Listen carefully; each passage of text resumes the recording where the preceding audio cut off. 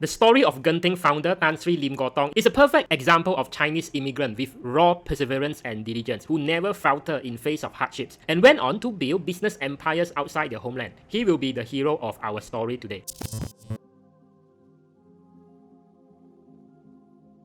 Forced to leave school at 16 after the demise of his father, Lim Gotong shouldered heavy responsibility of providing for the family. However, China at that time was rife with persistent unrest caused by civil wars, not to mention robbery and theft. This adversely affected his trading business inherited from his father.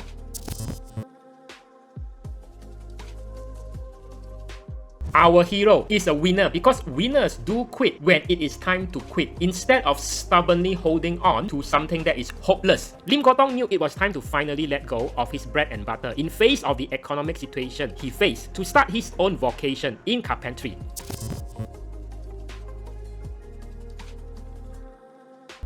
China at the time was also facing external threats in the form of Japanese invasion. Life becomes increasingly difficult, which is why in 1937, just at the tender age of 19, Lim Gotong mastered the resolve to look for greener pastures. Malaya, as Malaysia was then known, his only baggage, one suitcase and $175 in his pocket. Now because Mars and AirAsia did not exist yet, our hero risked his life sailing across the big open South China Sea filled with sharks, jellyfish, giant octopus and Nemo. Oi, what kind of script is this? Oh, scriptwriter, apa haram kejada ni? Anyway, after 8 days of perilous seasick journey, our hero set his foot in Singapore before continuing to Kuala Lumpur by foot. Pira by train lah, by foot. You thought what? Japanese death march man?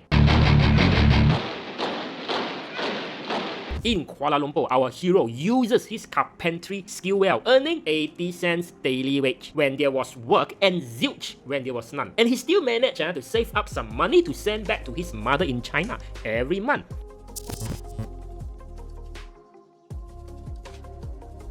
After 2 years stint as a carpenter, Lim Gotong became bored, just like many of you working in a job, so he decided to make a radical change, dipping his feet in the construction sector as a subcontractor.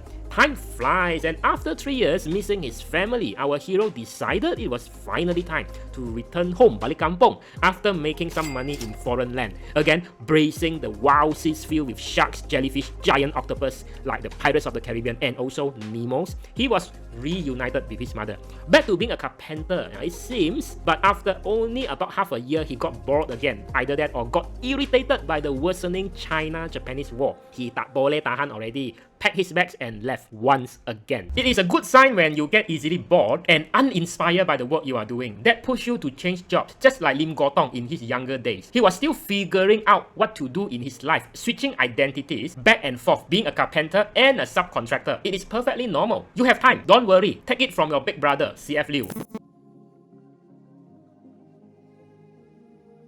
As soon as he arrived back in Malaya, the Japanese army, after capturing the Fujian province where his hometown is at, closed the borders, thus restricting travel in or out. Just like lockdowns, MC Ho. Imagine if he procrastinated about leaving for Malaya that time, Genting would not exist today.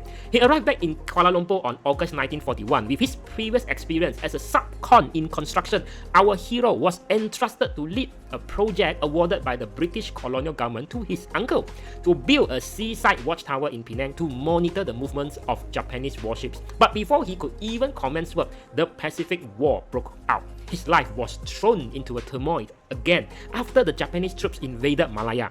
Chinese people in Malaya were brutally targeted as Japan was in war with China. Suspected Chinese sympathizers in Malaysia were subjected to imprisonment, interrogation, and torture. Kuala Lumpur was a hellhole after Japanese soldiers overran the city in mid-January 1942.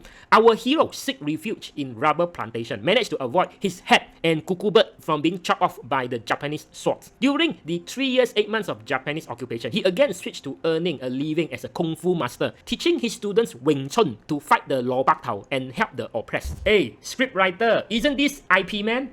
What? Not IP Man Yip Man apa ni kuso? My apology, he actually earned a living as a vegetable farmer. But too bad, cannot cari makan because people that time can plant ubi kayu themselves so bo pian switch to petty trading. Going from one kampong to another kampong on his bicycle, selling tea leaves, tiger balm, surat khabar lama, kotek and also Durex. That time got kotek and Durex meh? Scriptwriter, you main hentam saja. You're fired. Later on, our hero ventured into scrap metal and hardware trading. After Hiroshima and Nagasaki were bombed, the Japanese left. And what happened next was a perfect example of luck is what happens when preparation meets opportunities. You see, post-Japanese occupation, when the British returned to Malaya, they brought along large quantities of machinery such as cranes, bulldozers, concrete mixers for reconstruction of public facility being bombed by the Lobak Tau. Now, upon completion of various projects later, they are too lazy to ship this heavy equipment back to Britain, so they just want to get rid of them. This is where Lim Kok Tong spotted this opportunity and swiped in like a hawk, because he understood that as many abandoned mines, Lombong biji timah, bukan ini timah lah. Anyway, as I was saying, the mines and the rubber plantations resumed operation. There was an urgent demand for heavy machinery, so he bought many of these second equipment on sale, repaired them, refurbished them, and now they look cantik macam itik. Finally, resold them at double, even triple. Kill the price he bought for them, making him his first fortune. Ever since he started dealing in heavy equipment, Lim Kok Tong get a substantial amount of cash to dabble back in construction. Through his company, Kian Huat Private Limited, our hero completed more government projects subsequently, managed to get his license upgraded to Class A contractor in no time, don't play, which means it is qualified to undertake public projects of any size. By the 60s, Lim Kok Tong prospered and was a very wealthy man by then, but he was just getting started.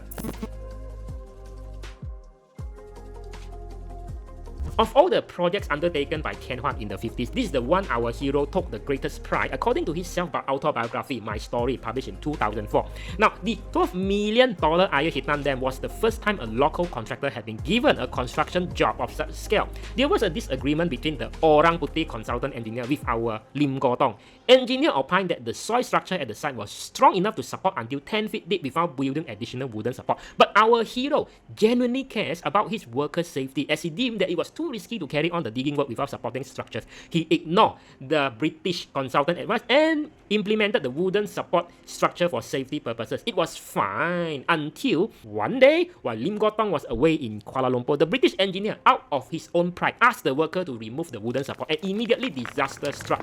The cave-in occurred, killing 5 workers and injuring 20 others. Lim Kok Tong rushed back immediately, slapped the engineer. The engineer admitted his mistake and apologized to our hero. The safety measure was in place once again, and the project had no more casualty incidents until its completion in 1962. The Ayer Hitam Dam not only solved the drinking water shortage problem for the Penangites, but also helped to prevent flooding during the monsoon season.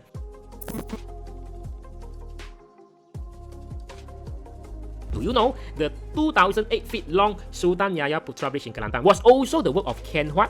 Without this bridge, there won't be a passable link between Kota Bharu, Pasir Mas, all the way to southern Thailand. Also, the 2 hydroelectric dams at 7th Mount and 14th Mount along the Tapa Tanah Rata trunk road with the corresponding 4 power stations at Cameron Highland were also the fine work of Kian Huat, led by Lim Kok Tong in the 60s. Fact, the Kemubu irrigation scheme was built to facilitate rice farmers to carry out their rice cropping. Kian Huat won the contract with a bid of 54 million ringgit, a whopping 10 million ringgit lower than the closest rival bid of 64 million. His peers thought Lim Kok Tong was insane with such low budget, but our hero, with his usual can-do attitude, wanted to prove them wrong. The project was a complicated one that called for the construction of crisscrossing irrigation network of canals. I don't want to bore you with the civil engineering detail, but this was apparently the work that was needed.